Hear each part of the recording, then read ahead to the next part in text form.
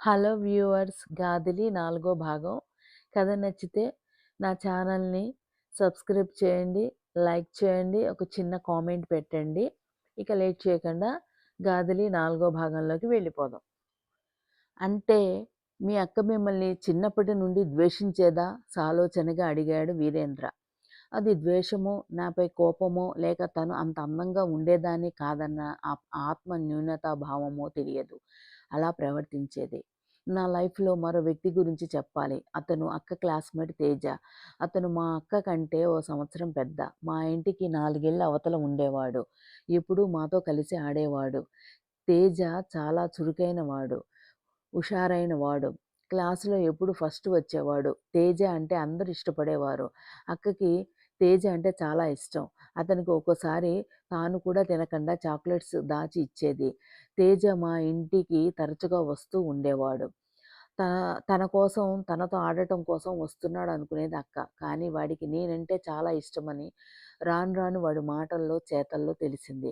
కానీ అక్క ముందు మాత్రం అక్కను పొగుడుతూ, నన్ను ఏడిపిస్తూ ఉండేవాడు. అది అక్కకు చాలా సంతోషం అనిపించేది. అందుకనేమో వాడంటే చాలా ఇష్టపడేది మైథిలి. అవునా! అదెలా తెలిసింది? కుతూహలంగా అడిగాడు వీరేంద్ర.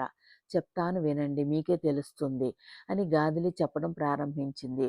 మైథిలి, మైథిలి అంటూ వచ్చాడు తేజ.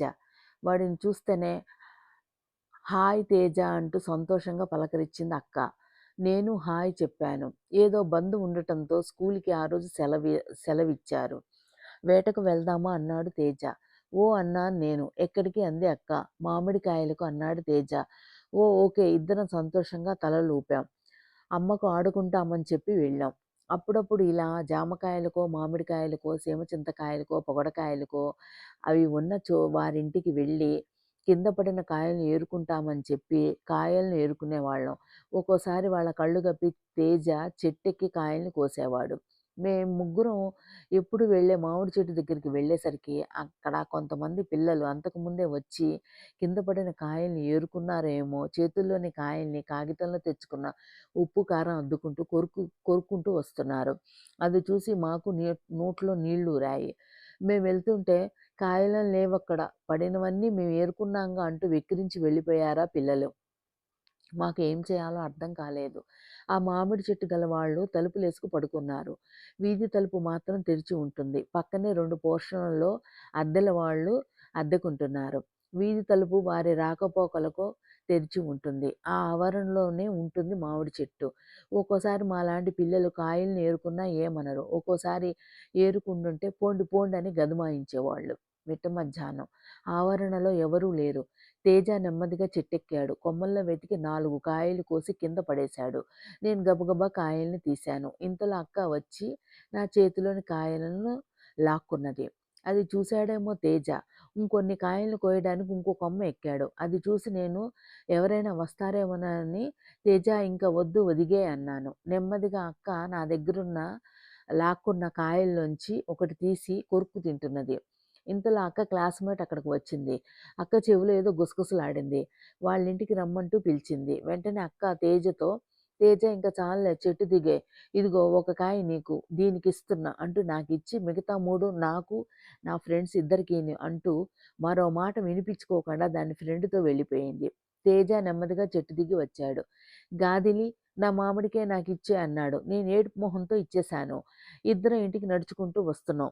తేజ మా ఇంటి దగ్గరకు వచ్చేసరికి ఆ మామిడికాయ మొత్తం తినేశాడు. నాకు భలే ఏడుపు వచ్చింది. ఇంటికి వస్తూనే విసురుగా తలుపు వేయబోయా. దానిని ఆపి తేజ లోపలికి వచ్చాడు. నవ్వుతూ తన ప్యాంటు జేబులోంచి ఓ మామిడికాయ తీశాడు. అది వాడు కోసిన అన్ని మామిడికాయల కంటే పెద్దదిగా ఉంది. "ఇదిగో గాదిలి నీకోసమే ఇది కోసా. తీసుకో" అన్నాడు ప్రేమగా. చటుక్కున తీసుకొని కొరుక్కున్నా.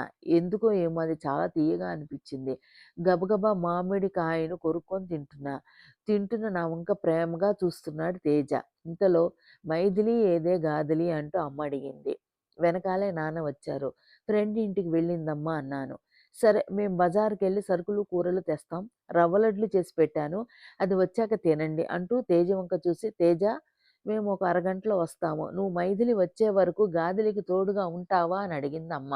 "అలాగే ఆంటీ" అన్నాడు తేజ. అమ్మ వాళ్ళు వెళ్ళారు. తేజ హాల్లోని టీవీ పెట్టాడు. నేను తుర్రుమని లోపలికి వెళ్ళి ఒక ప్లేట్‌లో 4 రవ్వ లడ్లు తెచ్చి 2 తేజకిచ్చి నేను 2 తీసుకున్నా. రవ్వ లడ్లు తింటూ టీవీ చూస్తున్నాం ఇద్దరము. ఏదో లవ్ సినిమా వస్తోంది. అందులో హీరో, హీరోయిన్‌ల కిస్సింగ్ సీన్ వస్తోంది. కళ్ళింత చేసుకొని చూస్తున్నాడు తేజ. నేను చూస్తున్నా గానీ నా దృష్టి అంతా తింటున్న రవ్వ లడ్ల మీద, దాని తీపిని ఆస్వాదించటంలోనే ఉంది. హఠాత్తుగా నా దగ్గరికి వచ్చాడు తేజ. "గాదిలి, I love you so much" అన్నాడు నన్ను కౌగిలించుకుంటూ. 14 ఏండ్ల తేజ. తేజ ఎప్పుడూ ఇలా నన్ను కౌగిలించుకోలేదు. నాకు భలే భయమేసింది.